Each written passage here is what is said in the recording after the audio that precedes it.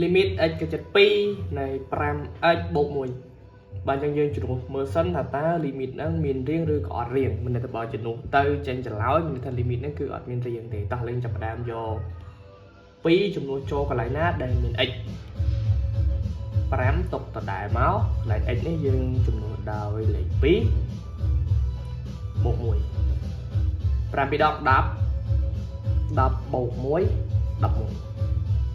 បាទអញ្ចឹងមានន័យថា limit នេះអត់មានរៀងទេនៅពេលដែលយើងជំនួសចូលទៅយើងចម្លើយតែម្ដងតោះទៅ L2 មួយទៀតដូចគ្នាធ្វើការជំនួសដូចគ្នា2តុកដដែល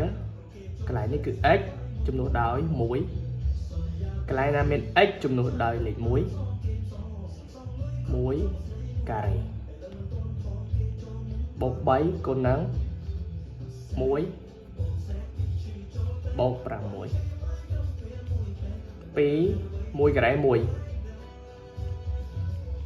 3គុណនឹង1 3បូក6 2គុណនឹង1 2 3បូក6 9ឃើញ11 limit នេះក៏អត់មានរៀងដែរតែ L3 មួយទៀតជំនួសដូចគ្នាកន្លែងណាមាន x ជំនួសដោយលេខ3បូក2 2គុណនឹង3បូក1 2បូក3 5